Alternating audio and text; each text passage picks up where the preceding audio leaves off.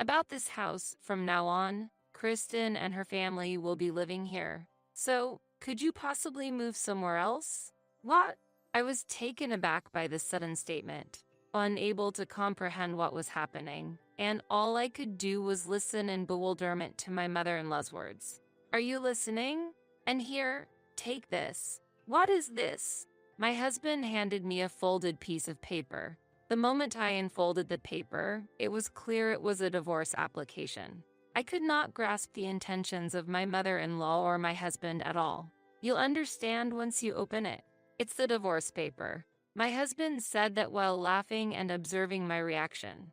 This house was acquired with the savings I had accumulated. It would have been impossible to purchase it with my husband's part-time job income. Despite fulfilling the wish of my mother-in-law and husband to convert it into a duplex, this was the predicament I found myself in. Why must I be put in such a difficult situation?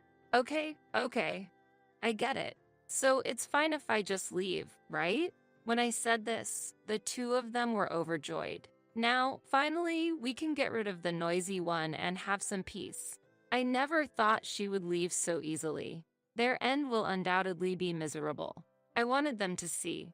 I will make sure they regret this, just them. 3 years ago, I was working at the same trading company as my husband, Steve, and we got married afterward. I quit my job after getting married, but there was a special reason for that. While working, I was also drawing illustrations as a hobby and sharing them on social media. At one point, my illustrations suddenly became popular on social media, leading to frequent orders, and now my monthly income can reach up to $10,000. I finally started earning more. Really? That's wonderful. I hope you can continue to earn a stable income from this. That's how Steve supported my illustration work at home, and our married life was going smoothly. After 5 years of marriage, when we started thinking about buying a house, my husband lost his job. The cause was staff reductions at his workplace due to economic downturns. I've worked so hard for the company, and to be treated like this. I'm sorry. I couldn't find the words to encourage my husband, who apologized with tears. I could only support him silently until he regained his composure. A month later, my husband started a part-time job at a nearby store at night, but his income significantly decreased to about $700 a month. I felt the need to work even harder. After that, I managed to work more and significantly increased our savings. With that, we could finally consider buying our own home. Another year passed, and after discussing with my husband, I made up my mind about purchasing a home. Hey, isn't it time to buy a house? But my income is low. Don't worry, I'm here and we have some savings, so it's all good. With my strong suggestion, my hesitant husband made a request. It might be strange to ask this, but could we make the house a duplex so my mom can live with us? My dad has passed away, and above all, our family home is quite old. My mom also mentioned she would prefer a duplex if we were building a new house. My father-in-law passed away from a heart attack when my husband was young. I had received support from my mother-in-law, and I understood how much my husband cared for her. Okay, it's decided. We'll respect your mother's wishes and your request, and make our home a duplex. So, we went to the housemaker with my mother-in-law and signed the contract for our ideal home. In terms of the interior, we greatly considered the opinions of my husband and mother-in-law. Ideally, I would have preferred to customize it more to my liking, but I was happy as long as they were pleased. However, I never dreamed I would be betrayed in such an unexpected way. About 10 months after the house contract, our home was finally completed. We also set up an office workspace, and its comfort has greatly contributed to my creative activities. Wendy, thank you so much for building such a beautiful home. You're welcome. I'm always grateful for your support. My mother-in-law really loves the house and never stops expressing her gratitude to me. Seeing her so happy made me truly joyful. Life in the new house started smoothly, but after 3 months, I noticed a change in my mother-in-law's behavior towards me. Hey, could you tidy up my room a bit? I'm a bit busy with work right now. Busy or not, you're always holed up in your room, aren't you? Steve mentioned that you're not working hard enough. Not working hard enough. What has my husband seen to say such a thing? This house was built with my earnings, yet I wanted to argue with my mother-in-law, but since it was unclear whether Steve actually said that, I ended up silently complying with her request and started cleaning the room. While I was cleaning, my mother-in-law relaxed and did nothing. After about an hour of cleaning and getting things in order, I spoke to my mother-in-law. So, you're finally done. I'll be asking you to do this regularly from now on, you know. Yes. I was so astounded that I was at a loss for words. Why do I have to do things like I'm her servant? While my mother-in-law's words were infuriating, my anger towards my husband also grew. I decided to confront him about this at dinner. By the way, I heard from your mother that you've been complaining about my work ethic? Well, just a bit. When I see my sister working hard at the factory, I feel like there's a lack of fairness compared to you staying at home. Steve has an older sister named Kristen, who is 2 years older than him. She has a 3-year-old child and gets along well with her husband and even keeps in touch with me occasionally. Still, I was shocked to hear that Steve actually felt that way. I thought he was on my side, but hearing this truth left me stunned. After that, my mother-in-law's treatment of me became even stricter. It started with just cleaning, but gradually escalated to demands like give me a massage and make me some coffee, treating me like a servant. Steve still showed no intention of looking for a full-time job. Hey, aren't you going to look for a full-time job soon? Stop nagging. You're earning well enough, so that should be sufficient. With a husband who wouldn't listen and a mother-in-law who treated me like a laborer, I was on the verge of breaking down. Kristen, I can't take it anymore. Help me. Are you okay? After 3 months of enduring this, I sought help from Kristen, who immediately intervened and apparently spoke sternly to Steve and my mother-in-law. Thanks to Kristen, the harassment stopped temporarily for about 2 weeks. Then one evening after dinner, while I was washing the dishes, Steve said he wanted to talk. What do you want to talk about? Just wait. I'll call Mom, so sit here. Wondering what I was about to hear, I waited anxiously on the living room sofa for my mother-in-law and husband. Sorry to keep you waiting. Steve said you had something to talk about. As I said that, my mother-in-law and husband exchanged glances and smirked. Taking her time, my mother-in-law started speaking. About this house, from now on, Kristen and her family will be living here. So, could you possibly move somewhere else? What? I was taken aback by this sudden statement, unable to comprehend what was happening, and all I could do was listen in bewilderment to my mother-in-law's words. Are you listening? And here, take this. What is this? My husband handed me a folded piece of paper. The moment I unfolded the paper, it was clear it was a divorce application. I could not grasp the intentions of my mother-in-law or my husband at all. You'll understand once you open it. It's the divorce papers. My husband said that while laughing, observing my reaction. This house was acquired with the savings I had accumulated. It would have been impossible to purchase it with my husband's part-time job income. Despite fulfilling the wish of my mother-in-law and husband to convert it into a duplex, this is the predicament I find myself in. Why must I be put in such a difficult situation? What's been going on with both of you for the past few months? I appreciate that you provided this house for us, but your income surpasses that of Steve, putting him in a difficult position. We don't need someone who can't respect her husband in this house. That's why we've decided that Kristen will live here instead. That's right. I'm honestly jealous that you were doing well by yourself. I didn't quit my job on my own, and yet I've been pressured to keep looking for work. I'm fed up, so that's the reason. Their harsh treatment towards me was based on such a background. I'm just astonished by their childish reasoning. This house was purchased with my earnings. I really wanted to say, you two should be the ones to leave, but I no longer had the energy to respond. Okay. I get it. So it's fine if I just leave, right? Yeah, that's right. Now, finally, we can get rid of the noisy one and have some peace. When I declared I would leave, they could hardly hide their joy. Well, if that's what they want, I'll respond in kind. Just watch. I'll make sure they regret this. From that moment, I vowed to get back at them. The next day, I packed the bare minimum and left the house. My mother-in-law and Steve were there to see me off, but there was not a trace of sadness. Make sure you submit the divorce papers. Thinking that I won't have to see you anymore brightens my mood. We'll take good care of this house, so don't worry. They were spouting whatever they pleased. Don't worry, I won't let you have your way from now on. After leaving the house, I immediately contacted Kristen. Hello, Kristen? Oh, what's up?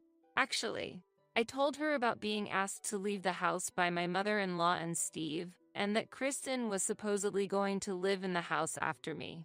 What? What's happening? Can we meet somewhere to talk? This information was completely new to Kristen. To discuss the details, I headed to a nearby cafe she suggested. About 5 minutes after I arrived at the cafe, Kristen also arrived. Sorry for the sudden request. No, it's fine. I have nowhere else to go now anyway.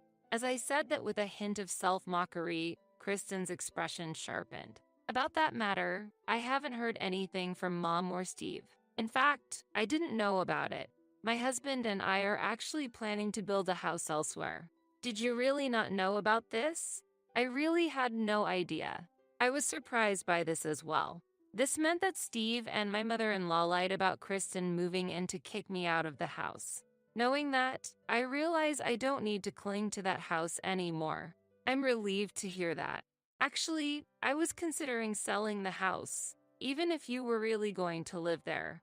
I've made up my mind now. I don't want those two to be happy at all. Indeed, they went too far. What you want to do is up to you, Wendy. I can't overlook what happened this time. I felt relieved after talking to Kristen. I'm so glad I could talk to you, Kristen. Thank you. After leaving the cafe, I went straight to the city hall to submit the divorce papers. Then, I visited a real estate agent to discuss selling the house and land, handing over the property register. Those two must be living peacefully, unaware of anything. Every time I think of them, anger wells up inside me. The real estate agent mentioned that the property is well located and relatively new, so a buyer should be found quickly. Please contact me once it's sold. I'll be at my parents' home for a while. I left everything to the real estate agent and returned to my parents' house. An hour later, I arrived home and my parents welcomed me back, though surprised by my sudden return. 2 weeks later, I received a call that a potential buyer was interested in the house. They wanted to see the house immediately and planned to visit the next weekend. Would it be okay if I joined the visit?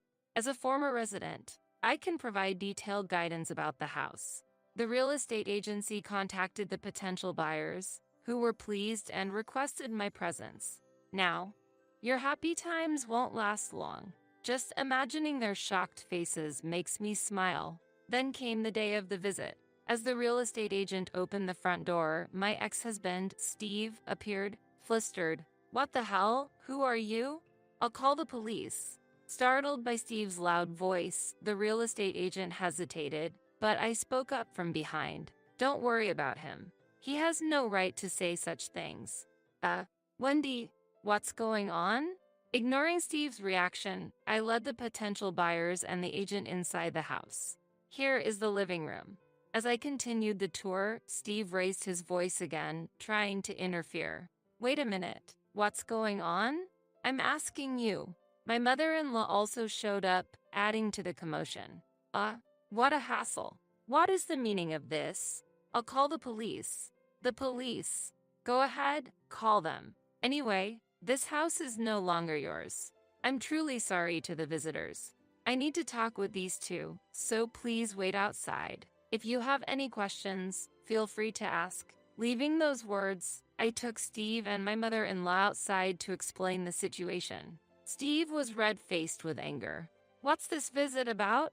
Why are you showing our house to others? I can't believe it. How dare you come here and announce? They seemed not to grasp the full situation. Time to make things clear. Your house. Ridiculous. I bought this house. Only my name is on the registry. And I've confirmed with your sister, Kristen. The story about her family moving in was a complete lie. That Things changed suddenly. Such things happen. Do you really think that excuse will work? I've directly confirmed with Kristen, and she knew nothing about what you two were discussing. Confronted with the truth, they were left speechless, biting their lips. Furthermore, let me explain who the visitors today are. I put this house on the market. Therefore, neither I nor you own it now. The real estate agency, though. Today, people interested in buying this house came to visit. Do you understand now? So arbitrarily. What are we supposed to do now? That has nothing to do with me. If you don't leave now, you might be reported for trespassing. As I stated this calmly, Steve and my former mother-in-law began to apologize, their faces on the verge of tears. Don't be so cold. Don't abandon us. You know about my income. I can't make a living like this. Forget about the divorce. Let's start over. That's what we should do. In response to their desperate proposal, I couldn't contain my anger and ended up slapping Steve on the cheek with all my might. Stop with your childish excuses. Who was it that suggested the divorce? It was you, wasn't it? Your income is low because you've never seriously looked for a job. And mother, you've coddled your son and tried to drive me out of the house, but now you want to take advantage of me? Let me be clear. I have no intention of taking care of you or forgiving you. Now, either pack your bags and leave, or I'll call the police. Make your choice. With all my anger, I confronted them with the truth. I'm sorry. I'm truly sorry. Fearful, they quickly returned inside. Within 20 minutes, they had their belongings and left the house, hurrying away. What a troublesome pair they were. Thinking they could act selfishly and rely on me for a comfortable life was a huge miscalculation. They'll have to get by on their own from now on. I apologize for the disturbance. The issue has been resolved. You don't have to worry about those two showing up here again. After seeing them off, I apologized to the potential buyers and the real estate agent and resumed the house door. 2 weeks later, I received the news that the sale of the house was finalized. I could finally move on from the bitter memories associated with that place. Taking a deep breath, I regained my composure. Then, I received a call from Kristen. Hello. It's been a while. How have you been? It's been quite some time. Actually, I managed to sell the house. That's great news. After a pleasant chat with Kristen, I found myself wondering about Steve and his mother. By the way, how are those two doing now?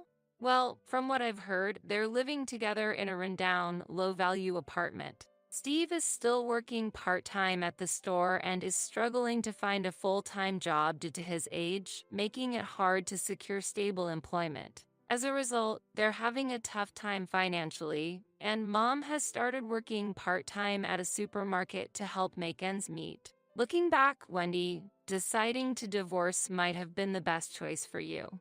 Receiving this detailed update from Kristen, I felt reassured that my decision was the right one. If I had continued living with them, the mental and financial burdens I would have faced would have been much greater than now. Maybe you're right. I'd like to keep in touch with you, Kristen, if that's okay? Really? I'm delighted. Please keep in touch. Let's go out for lunch with my child sometime. With that, the call ended. In the end, that decision was the most rational choice for my future, reaffirming my belief that living independently and doing what I love suits me best. For now, I'm fine without marriage or romance.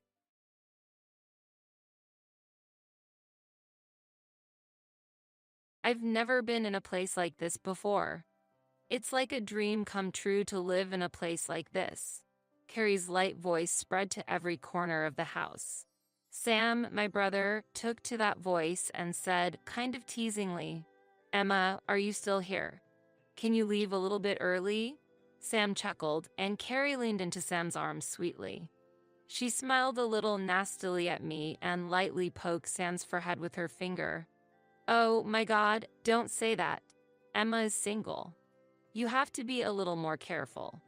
When I looked at them after they came to my parents' house, I felt that they were really only thinking about themselves. What were they thinking, these two? My parents would only give me a little warning. That might not be a good idea. However, they never seem to think about me. Sam and Carrie are happily whispering to each other as I make a move to pack my bags. They don't seem to care at all about the condition of this house or my feelings about it. It might be too late for regrets. My name is Emma. I am a 24-year-old single woman, and my days were always bustling with my slightly troublesome younger brother Sam and his wife Carrie. Sam has been a bit of a prankster since childhood. He used to annoy his friends a lot.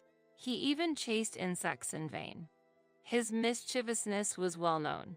He and I were a bit on different wavelengths, and I never made an effort to understand his personality.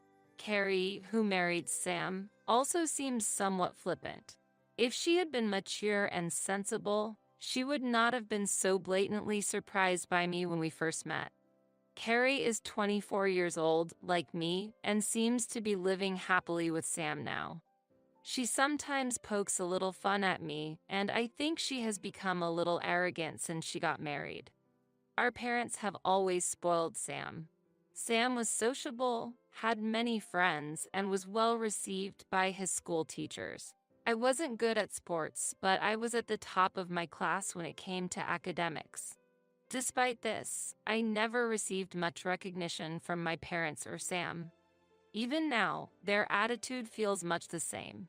Sam's school years were marked by problematic behaviors. I think part of the reason for this can be attributed to our parents for not guiding him properly. In fact, Sam had touched or broken other people's belongings, leading to several apologies and compensation discussions with our parents. But out of compassion for Sam, our parents let his mistakes slide and didn't apologize to the affected parties.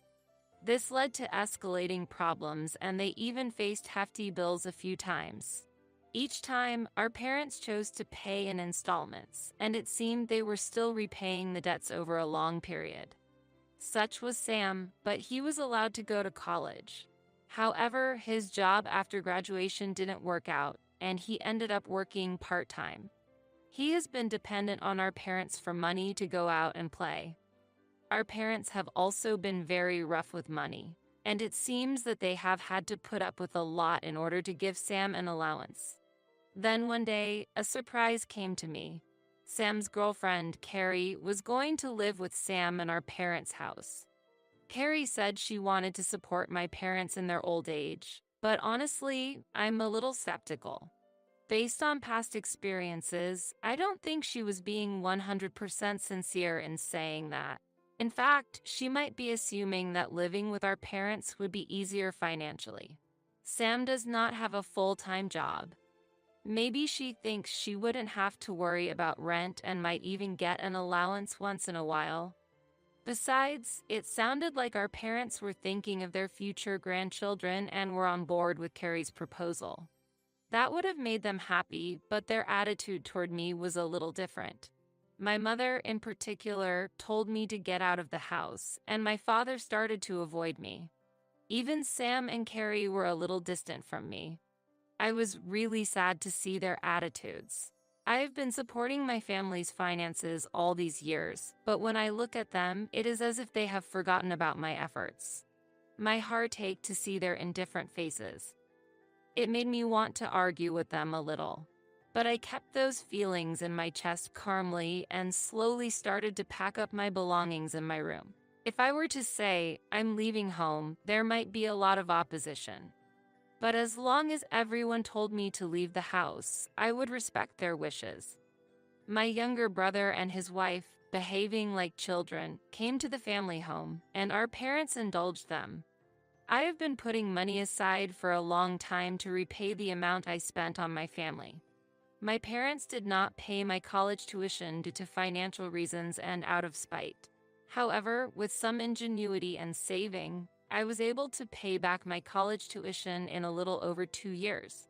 After I got a job, I worked a small part-time job after work and put the money I earned from that into the family budget. That effort finally ended with the last payment. However, my parents seemed to think that I would keep sending them money for years to come, and they used it comfortably. I asked them gently, "Are you sure about this?" Then my mother raised her voice and said, "Are you making fun of us?" I became a little sad and decided to leave home. With one last look at Carrie, Sam, and my parents' faces, I began to move on to a new life. A month passed and I started living in a new place with my longtime boyfriend, James. He is always kind and cares about me more than his family. With him, my new life would be wonderful. One day, I received a call from an unknown number. I had blocked calls from my family, but for some reason I was curious and answered the phone. Then I heard my mother's voice. "Why aren't you sending money to the family?" That was the content of the call. I was a little surprised that my relationship with them had not yet been severed, but I couldn't help but be curious and I ended up knowing more about their lives. Since Emma is working so hard to support us with $3,000, maybe James and Carrie can come up with $4,000? Our parents seemed a little hopeful. They probably believed that my brother and sister-in-law's promise of future support would help make things easier. But when Sam heard these expectations, he immediately shook his head and said, "I can't do it." My father, who had expected a total of $7,000 each month with $3,000 from me and $4,000 from the younger couple, was left in shock by Sam's response. My father, in particular, seemed to be thinking of retiring soon from the stress of his job, and he was probably counting on this income. Sam, on the other hand, was optimistic that living together would increase his allowance.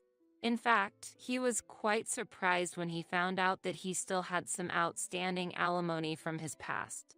I had never considered sending $7,000 to my parents each month, so Sam called me to discuss the matter. James, who was helping me, looked concerned next to me and suggested we talk about it. But I knew I had to do this, so I took a deep breath, regained my composure, and continued. "I know it's a lot of work to pay for the family loans, but I hope you and your family can get through it together." At these words, the atmosphere of the place suddenly changed. In fact, I had paid for all of our family's finances. But my parents seemed to have completely forgotten that fact. "Huh? You're paying your mortgage, right? Do you have a good grasp of your own home's situation?" If I'd known this, I wouldn't have gotten married. Carrie couldn't help but let her true feelings slip. Then all hell broke loose in the house. There were loud crosstalks of fighting.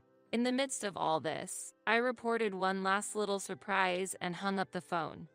"Oh, by the way, I'm getting married to James. From now on, I want to enjoy my new life. So please don't contact me anymore." I don't know what happened to my parents or Sam after that, but James and I are enjoying our new life together. I am planning to have a small wedding next year and intend to invite only those who really care about us. From now on, I will no longer be involved with them. I am free to stretch my wings and start